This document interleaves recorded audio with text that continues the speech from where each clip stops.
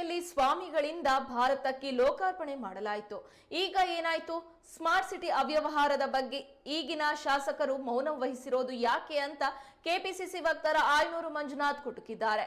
ಭ್ರಷ್ಟಾಚಾರದ ವಿರುದ್ಧ ವಿಪಕ್ಷಗಳು ಸೋಗಲಾಡಿತನದ ಹೋರಾಟ ಮಾಡೋದು ಬಂದ್ ಮಾಡ್ಲಿ, ನಾವು ಸದನದಲ್ಲಿ ಮಾತನಾಡ್ತೇವೆ ಅಂತ ಹೇಳಿದ್ರು.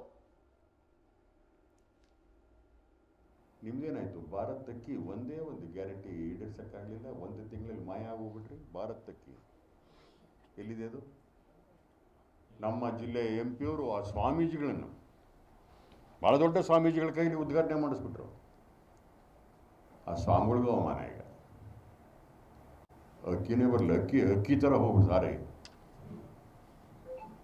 ತಾವು ಹೇಳಿದ ಯಾವುದೇ ಗ್ಯಾರಂಟಿಗಳನ್ನ ತಾವು ಕೊಡಲಿಲ್ಲ. ಮೊನ್ನೆ ತುರ್ತು ಪರಿಸ್ಥಿತಿಯ ವಿರುದ್ಧ ತಮ್ಮದೇನು ಬಹಳ ಅಗಾಧವಾದ ಹೋರಾಟ, ಕರಾಳ ದಿನ ಅಂತ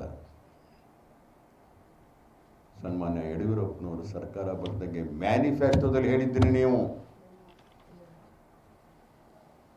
ಯಾರ್ಯಾರು BJPಯ ಕಾರ್ಯಕರ್ತರು, ರಾಷ್ಟ್ರೀಯ ಸ್ವಯಂ ಸೇವಕ ಸಂಘದ ಸದಸ್ಯರು ಜೈಲಿಗೆ ಹೋಗಿದ್ದಾರೋ ಅವರಿಗೆ ಪೆನ್ಷನ್ ಕೊಡ್ತೇವೆ ಅಂತ ಹೇಳಿದ್ರಿ. ಕೊಟ್ರ? ನಿಮ್ಮ ಕಾರ್ಯಕರ್ತರಿಗೆ ನೀವು ಸುಳ್ಳು ಆಶ್ವಾಸನೆ ಕೊಟ್ಟು ಬಂದಂಥವ್ರು ಅಧಿಕಾರಕ್ಕೆ ಬಂದ ಕೈಯೇ ಬಿಟ್ರಿ. ಅತ್ಯಂತ ಸುಳ್ಳು ಹೇಳ್ತಕ್ಕಂಥ, ಭ್ರಷ್ಟಾಚಾರ ಪ್ರಕರಣದಲ್ಲಿ ತೊಡಗಿರ್ತಕ್ಕಂಥ ಈ ನಾಯಕರು ಈ ಥರ ಸೋಗಲಾಡಿತನದ ಹೋರಾಟವನ್ನು ಕೈ ಬಿಡಲಿ.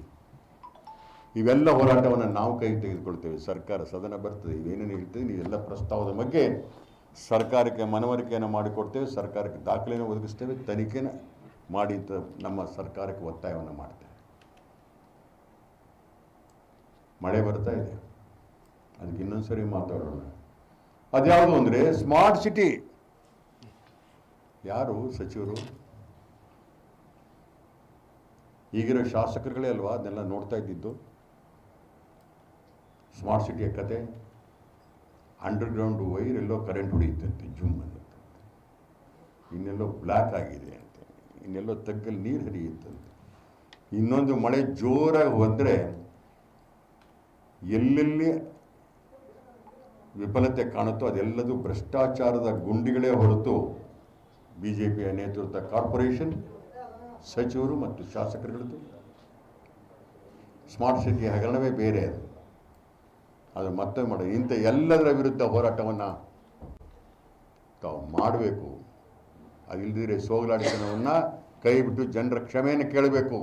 ಅಸಹ್ಯಕರ ಲೈಂಗಿಕ ಪ್ರಕರಣದ ವಿರುದ್ಧ ಸದನದಲ್ಲಿ ಪ್ರಸ್ತಾವ ಆಗಬೇಕು. ಈ ರಾಜ್ಯದ ಯುವಕರಿಗೆ ಮತ್ತು ಮಹಿಳೆಯರಿಗೆ ಅವಮಾನ ಆಗುವಂಥ ಅತ್ಯಾಚಾರ, ಪುರುಷರ ಮೇಲೆ ಅತ್ಯಾಚಾರ, ಮಹಿಳೆಯರ ಮೇಲೆ ಅತ್ಯಾಚಾರ, ನಾಚಿಕೆ ಆಗೋದಿಲ್ವಾ?